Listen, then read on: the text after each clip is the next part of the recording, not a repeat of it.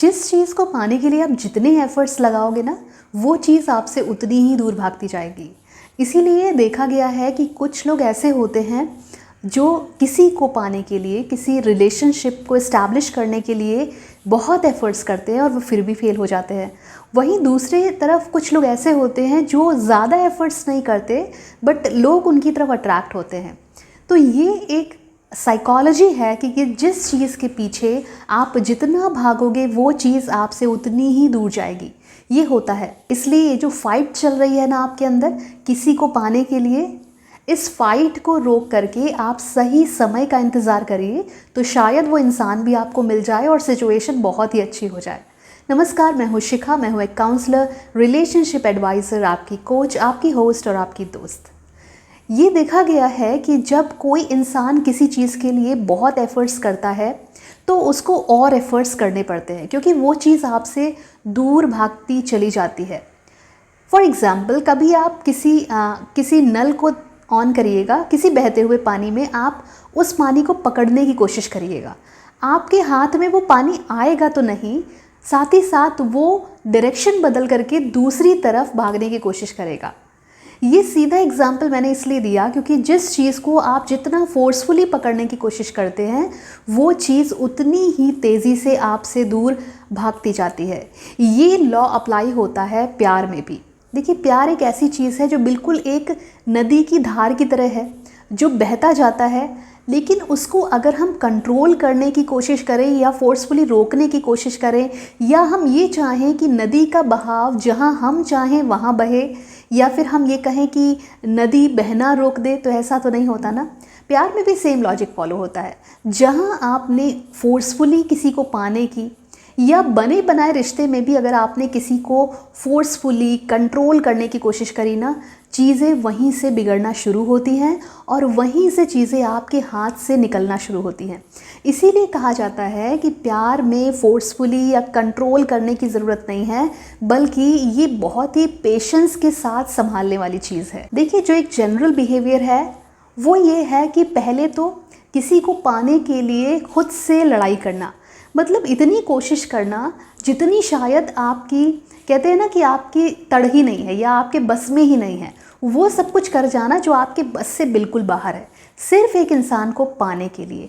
और जब वो इंसान आपको लगता है कि आप उसको पा गए हैं, तो जो नेक्स्ट गलती इंसान करता है वो ये करता है कंट्रोल करने की कोशिश। अब कंट्रोल करता क्यों है इंसान? देखिए, ह्यूमन साइकोलॉजी है, जब कोई चीज़ आपको बहुत शिद्दत के बाद मिलती है तो जब तक आपको ये पूरी तरीके से एहसास ना हो जाए कि वो मेरी हो गई है, वो मेरी ही है, कोई भी चीज़, कोई भी रिलेशन, कोई भी इंसान, जब तक आपको ये कॉन्फिडेंस नहीं आ जाता कि वो मेरी ही है, तब तक आप उसको संजोए रखते हैं, तब तक आप शायद उसके प्रति बहुत ज़्यादा अट्रैक्टेड रहते हैं और आपको वही चीज़ दिखाई देती है। सेम रिलेशन में भी यही होता है कि खुद से लड़ाई, आसपास अगर वो इंसान मान नहीं रहा है तो सारे एफ़र्ट्स लगा देना, और अगर वो इंसान आपकी लाइफ में आ गया तो उसको कंट्रोल करना शुरू करना, सिर्फ इस डर से कि कहीं वो इंसान आपसे दूर ना चला जाए। देखिए, एक बहुत ही नॉर्मल सी बात है जो समझने में इंसान बहुत टाइम लगा देता है और रिश्ते हाथ से निकल जाते हैं। एक लाइन जो आपको ये चीज़ क्लियर कर देगी वो ये होगी कि कोई भी चीज़ जो ज़बरदस्ती है आपके पास आई है वो अच्छी नहीं हो सकती, वो चीज़ आपके लिए फ्रूटफुल नहीं हो सकती और वो पीसफुल नहीं हो सकती। मतलब भले किसी इंसान को आपने फोर्सफुली या किसी भी तरीके से कन्विंस कर लिया, गिफ्ट्स दे करके, एफ़र्ट्स करके, मैं ये कर दूंगा, वो कर दूंगा, लेकिन क्या ये जो आप एफ़र्ट्स कर रहे हैं, क्या आप लाइफ लॉन्ग ये कर पाएंगे? क्या आपकी जो एनर्जी लेवल है, जैसे यूथ्स में होता है, जो 15-16 साल के बच्चे होते हैं उनका एटीट्यूड, और ये जो 24-25 साल के जो जनरेशन है उनका एटीट्यूड, कितना डिफरेंस होता है। तो वो चीज़ आप कंटिन्यू नहीं कर सकते। इसीलिए कहा जाता है कि जो चीज़ फोर्सफुली बनती है वो टिकने के चांसेस ना के बराबर होते हैं, क्योंकि उतने एफ़र्ट्स आप कर नहीं पाओगे, उतना कंट्रोल कोई भी इंसान आपका बर्दाश्त नहीं कर पाएगा। और जहाँ ये दोनों चीज़ें क्लैश होंगी, आपका ओवर कॉन्फिडेंस, कंट्रोलिंग नेचर, ये सब कुछ किसी भी ज़बरदस्ती वाले रिश्ते को कभी भी पनपने नहीं देता है। एक बहुत बड़ी गलतफहमी है आजकल कि जितना ज़्यादा हम डेस्परेशन दिखाएंगे, जितना ज़्यादा हम जुनून दिखाएंगे प्यार में, उतना ही प्यार हमारा सच्चा है या उतना ही कोई भी इंसान उस पर बिलीव करेगा।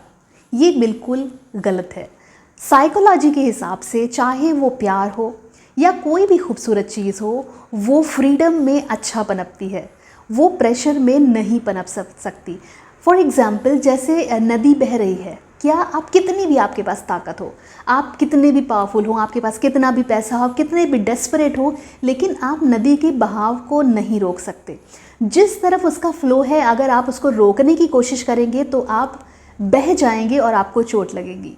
यहीं पर अगर आप रिवर के फ़्लो के हिसाब से, जैसे नदी बह रही है ना, अगर उसी के फ़्लो में आप अपनी नाव चलाएं या तैरना शुरू करें तो आप इजीली उस जगह पहुंच जाएंगे जहां पर शायद आप अकेले कभी नहीं जा पाते।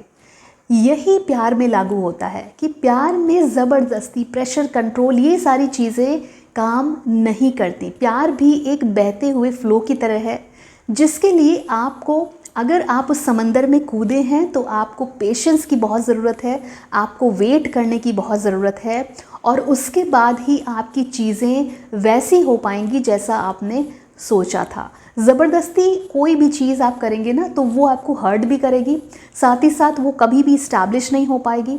और दूसरी चीज़ है, अगर मान लीजिए हो भी गई तो वो लॉन्ग लास्टिंग नहीं होगी। अब बना बनाया रिश्ता टूट क्यों जाता है? देखिए, ज़्यादातर ये होता है कि हम जो कुछ भी हो रहा है, चाहे वो कोई बदलाव हो।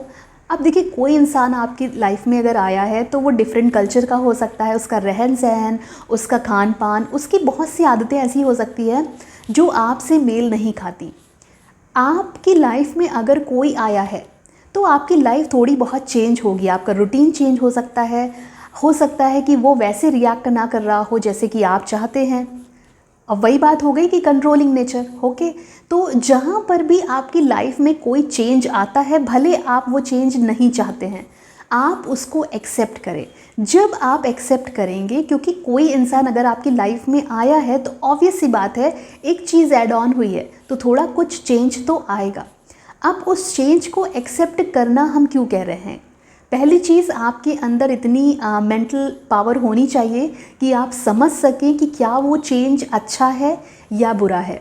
बुरे भी बहुत सारे चेंजेस होते हैं जो दिखते हैं कि जो एथिकल नहीं है, जो चीज़ें समाज एक्सेप्ट नहीं करता, या समाज की तो बाद में बात करेंगे, जो हमारी अंतरात्मा एक्सेप्ट नहीं करती।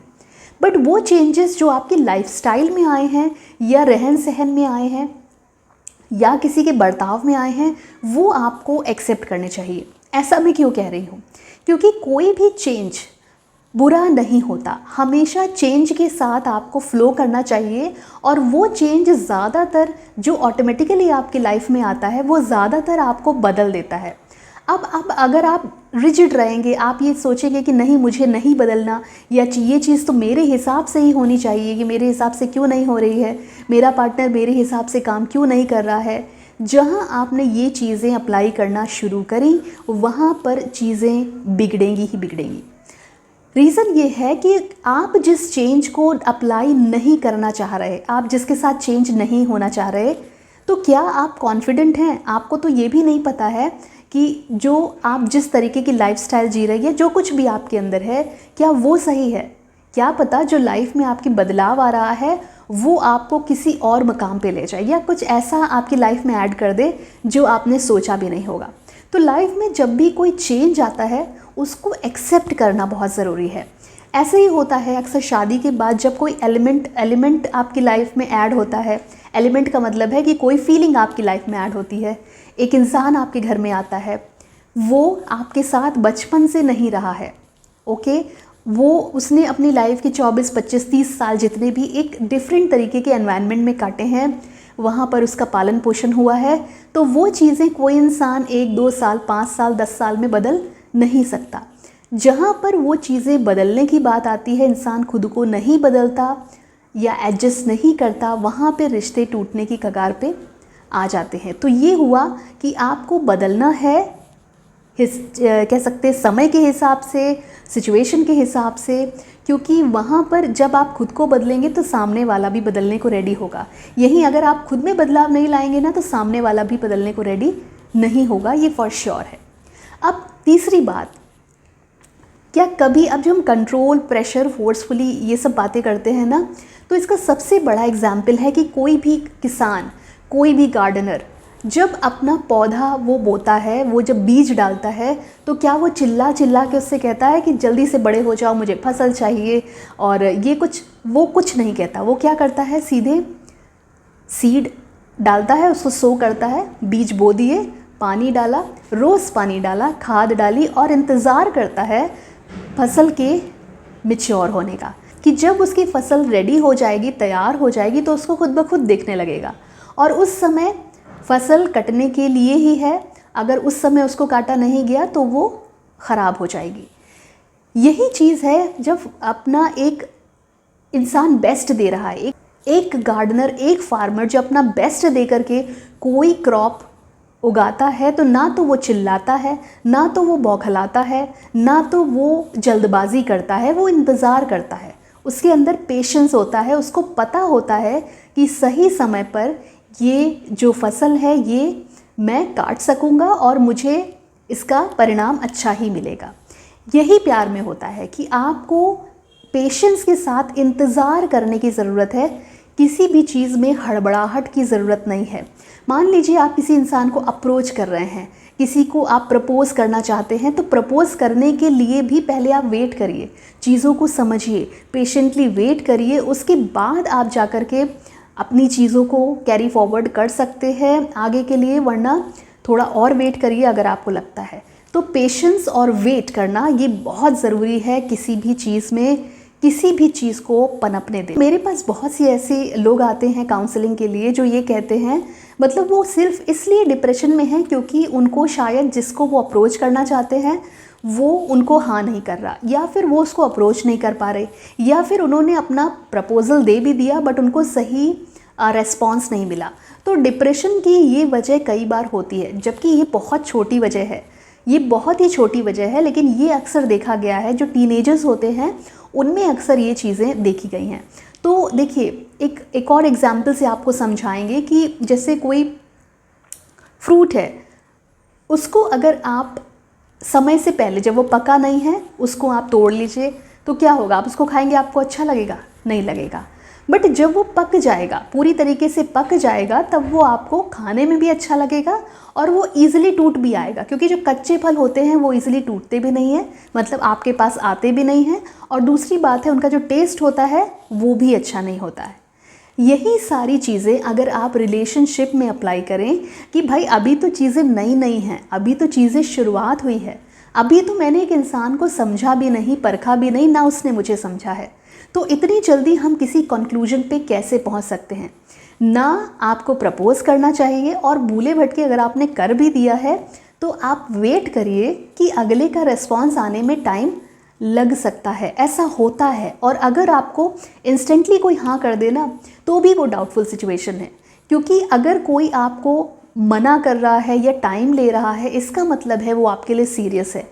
और अगर आपको क्विकली कोई हाँ कह दे बिना आपको जाने समझे, मतलब मैं उस इंसान की बात कर रही हूँ जो आपको जानता नहीं है, समझता नहीं है, और क्विकली उसने हाँ कर दी, वो भी डाउटफुल केस होता है। वहाँ पर भी रिश्ता टिकने के चांसेस बहुत कम होते हैं, क्योंकि वो चीज़ें सोची समझी हैं ही नहीं। अब जो बहुत इम्पॉर्टेंट बात है वो ये है कि किसी से भी जुड़ने के लिए हमें बात करनी ज़रूरी है। बहुत नॉर्मल सी बात है कि बिना बात करें हम किसी को कैसे समझेंगे, किसी को कैसे जानेंगे, जब तक मिलेंगे नहीं तब तक समझ में कैसे आएगा। बिल्कुल सही बात है, आपने बात करी, ठीक है, बट कुछ लोग ये करते हैं कि उनके एफ़र्ट्स इतने ज़्यादा हो जाते हैं कि वो अपनी तरफ से वो ये देखते ही नहीं कि अगले का क्या रिएक्शन है, वो अपनी तरफ से ही बातें इनिशिएट करते हैं, मतलब बातों की पहल उनकी तरफ से होगी, बातें उनकी तरफ से होंगी, कम्युनिकेशन वही कर रहे हैं, वो दिन रात उसको कॉल कर रहे हैं, मैसेज कर रहे हैं, भले रिप्लाई आए ना आए, वो इतना डेस्परेट हो गए हैं उस इंसान के लिए कि वो डेस्परेशन उस इंसान के लिए घुटन बन गई है। तो ये जो एफ़र्ट्स आप कर रहे हैं ये एक बहुत ही गलत डायरेक्शन में जाने वाले हैं। अगर आप किसी रिलेशनशिप की बात करें तो रिलेशनशिप या फिर जो लव होता है वो हमेशा ऐसी जगह पर होता है जहाँ पर फ्रीडम हो, जहाँ पर ईज़ हो। अब समझ लीजिए कि आप किसी के साथ डिनर पर गए हैं और आप कुछ देर के लिए उसके साथ बैठना चाहते हैं बट वो कहे कि नहीं 12 बजे तक बैठो, 1 बजे तक बैठो, या आपका किसी टॉपिक पर बात करने का मन नहीं है लेकिन वो उसी टॉपिक पर बात करता जा रहा है, ये चीज़ें कितनी घुटन वाली हो सकती हैं। तो वैसे ही किसी भी रिलेशनशिप में आप किसी को आने की और जाने की जितनी ईज़ देंगे उतना ही रिलेशनशिप आपका अच्छा चलेगा। देखिए, प्यार वहीं पनपता है जहाँ पर विश्वास होता है, ट्रस्ट होता है और अपनापन, और साथ ही साथ फ्रीडम भी होती है। ट्रस्ट की बात हम इसलिए कर रहे हैं क्योंकि खो देने के डर से इंसान एक्स्ट्रा पॉसेसिव हो जाता है और उसका ये जो ओवर पॉसेसिव नेचर है ये एक घुटन के रूप में अगले को परेशान करता है और रिश्ता डैमेज हो जाता है। कि प्यार, खुशी, आज़ादी, अपनापन और जो जितनी भी खूबसूरत चीज़ें हैं दुनिया की, वो 2 चीज़ों पर टिकी हुई है। कुछ ऐसे फैक्टर्स जो आपके कंट्रोल में हैं, वहीं पर कुछ ऐसी चीज़ें हैं जो आपके कंट्रोल में नहीं हैं। मतलब आप उसको कंट्रोल, कितने भी पावरफुल होकर के आप कितना भी कंट्रोल करना चाहें, बट वो चीज़ें आपके हिसाब से नहीं होंगी। प्यार भी उसी तरीके की चीज़ है जो एक नेचुरल प्रोसेस है, जो बिल्कुल नेचुरल है और वो अपने आप पनपता है, ईज़ के साथ पनपता है। इसलिए कंट्रोल वाला फैक्टर लव में नहीं है। जब हम एफ़र्ट्स की बात करते हैं, बेचैनी की बात करते हैं और जो बौखलाहट होती है, डिप्रेशन होता है, वो अक्सर उन केसेस में ज़्यादा होता है जहाँ पर एक इंसान आपके साथ रिश्ते में आने के लिए रेडी ही नहीं है। मतलब वो आपके साथ रिश्ते में नहीं आना चाहता। ऐसे इंसान के पीछे हो सकता है उसने आपको डायरेक्टली मना कर दिया हो, या हो सकता है बॉडी लैंग्वेज, साइन लैंग्वेज या किसी एक तरीके से उसने आपको मना कर दिया है। नाउ अगर उसने मना कर दिया है तो एक सिंपल सी बात है कि किसी भी चीज़ को या किसी भी इंसान को जो आपके साथ आने को रेडी नहीं है, उसके पीछे सबसे पहले भागना बंद करिए, उसका पीछा करना बंद करिए। ये जो आप एनर्जी वेस्ट कर रहे हैं ना, उसके पीछे भागने में, एफ़र्ट्स करने में, वो पूरी की पूरी एनर्जी आप खुद को एनलाइटेड करने में लगाइए, खुद को रेडिएट करने में लगाइए, ताकि जो आपका ऑरा है, जो आपकी एनर्जी है, उससे और दुनिया के जितने भी लोग हैं सब अट्रैक्ट हों आपकी तरफ, और वो इंसान भी हो जिसने शायद आपको मना किया है। भले वो आपकी ज़िंदगी में वापस ना आए, बट वो एक बार ये ज़रूर सोचे कि मैंने इसको मना किया था but he is so good, इसके अंदर बहुत सारी क्वालिटी हैं। तो वो चीज़ें आपको अपने अंदर डेवलप करनी चाहिए, क्योंकि आपकी एनर्जी एक गलत डायरेक्शन में जा रही है। जहाँ आपको पता है कि आपका कोई भी फ्यूचर नहीं है, वहाँ पर आप अपनी एनर्जी अगर लगाएंगे तो वो सिर्फ़ और सिर्फ वेस्ट होगी। इसलिए किसी की, आप एक के पीछे भागे वो नहीं माना, आप दूसरे के पीछे भागे वो नहीं माना, तीसरे के पीछे भागे, हो सकता है कि चौथा मान गया, कितने लंबे समय तक टिकेगा पता नहीं, क्योंकि आपको खुद ही नहीं पता है कि आपके अंदर ऐसी क्या बात है कि कोई आपसे जुड़ना चाहे, आपको खुद नहीं पता है। तो खुद को इस लायक बनाइए और ये पहचानिए कि मेरे अंदर ये क्वालिटी है कि लोग मेरे साथ रहना चाहें और रहना चाहेंगे, मैं इस काबिल हूँ।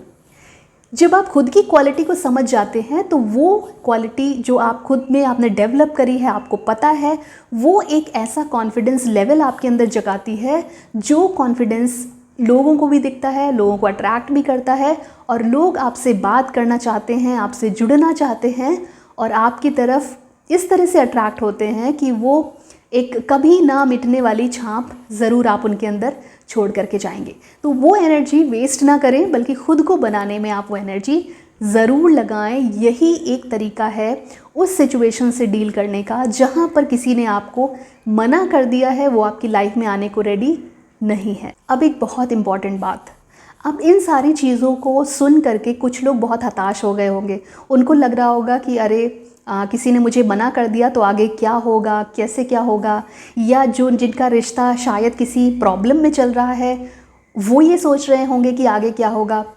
देखो, कॉमन सी बात है, अगर आप चाहते हैं कि प्यार आपको ढूंढे, आप प्यार को ना ढूंढें, प्यार आपको ढूंढे, आप उसके लिए ना तड़पें, बल्कि प्यार ढूंढता हुआ खुद आपके पास आ जाए। तो इसका जो बेस्ट तरीका है वो ये है कि आप जिसके भी साथ हैं या आप जिसको भी अप्रोच कर रहे हैं, जिसने हाँ कहा, जिसने ना कहा, जिसके लिए आप एफ़र्ट्स कर रहे हैं, जिसके लिए आप एफ़र्ट्स नहीं कर रहे हैं, ये चीज़ सब पर अप्लाई होती है। अब आपको करना क्या है, ये देखिए, एक ये मास्टर टिप है, ये काम करेगी ही करेगी आपकी हर तरीके की जो भी प्रॉब्लम चल रही है या सिचुएशन चल रही है उसके लिए। सबसे पहली चीज़ है कि जिस चीज़ के पीछे आप भाग रहे हैं, स्पेस दीजिए उस इंसान को, आपको स्पेस देना है। स्पेस का मतलब जो आप ज़्यादा कॉल्स, मैसेज, मिलने की कोशिश, बात करने की कोशिश कर रहे हैं, वो सारी चीज़ें आपको बंद करनी होंगी कुछ समय के लिए, और आपको एक गैप जनरेट करना होगा, स्पेस जनरेट करनी होगी। और ये करना कैसे है, जब आप गैप जनरेट करें, वो जो गैप जनरेट करने से पहले का मूवमेंट है वो आपका बहुत ही अच्छा रहना चाहिए, मतलब यादगार रहना चाहिए। देखिए, लड़ाई दंगा करके, गाली गलौज करके अक्सर लोग अलग होते हैं और ऐसे रिश्ते कभी नहीं जुड़ते, बल्कि जो आपका गैप देने से पहले का जो मोमेंट है वो बहुत ही साइलेंट रहना चाहिए। अगर आप किसी बात से हर्ट हुए हैं तो आप ये कह दें कि ये गलत है, ऐसा मत करो, बस। इसके आगे आपको कुछ नहीं कहना है, लड़ना नहीं है, झगड़ना नहीं है, गलत भाषा का प्रयोग नहीं करना है, और आप वहाँ से मूव ऑन कर जाएं। कॉल मैसेज करने की ज़रूरत नहीं है। अब इसके बाद क्या होता है, देखिए, ये नहीं होता, ऐसा नहीं होता कि आपको कोई मिस ना करे। अगर कोई आपको ना कर चुका है, उसको भी एक बौखलाहट होगी और वो कहेगी कि देखो, या कहेगा कि अब तो कोई एफर्ट्स ही नहीं कर रहा है। वो जो आपने कॉल और मैसेज किए हैं, उस चीज़ के लिए वो इंसान भी, उसको आदत हो गई है, उसको अच्छा लग रहा है, वो इंसान भी वो सब चीज़ें मिस ज़रूर करेगा, ऐसा होता है। और जो इंसान आपके साथ था और उससे आपकी कुछ लड़ाई दंगा हो गया, तो ये जो लास्ट मोमेंट है ना, ये वो ज़रूर याद रखेगा कि वो जो आखिरी शब्द होते हैं वो हमेशा याद रहते हैं। इसलिए अगर वो आपने एक बहुत ही अच्छा सा क्लोजर दिया है, गैप दिया है, वो अगर अच्छा है तो वो इंसान आपको ज़रूर याद करेगा और ज़रूर अप्रोच करेगा। ये होता ही होता है। इसलिए वो जो गैप आप जनरेट करो, उसमें अगला इंसान वो चीज़ मिस करेगा। अगर आप बहुत ज़्यादा कॉल मैसेज कर रहे हैं कि अब देखो कॉल नहीं आ रही, मैसेज नहीं आ रही, वो इंसान फ़ोन उठा करके ज़रूर देखेगा, ज़रूर वेट करेगा आपके कॉल या मैसेज का। ऐसा होता ही होता है। और जहाँ पर चीज़ें सिर्फ बिगड़ी हैं, अगला इंसान आपको कॉल ज़रूर करेगा। बस शर्त ये है दोनों ही कंडीशन में कि जब वो जो आखिरी मोमेंट है, जब आपने अपनी बात कही, वो बड़ा अच्छा होना चाहिए। वहाँ पर अपशब्द नहीं होने चाहिए, वहाँ पर लड़ाई दंगा या फिर गाली गलौज नहीं होना चाहिए। वो जो आप एक पॉज दे रहे हैं वो बहुत अच्छा रखें, तो रिश्ता जुड़ने के चांसेस हैं, वरना फिर बहुत प्रॉब्लम हो सकती है। इसलिए आपकी भाषा, आपका एटीट्यूड, आपका बिहेव करने का तरीका बहुत अच्छा होना चाहिए।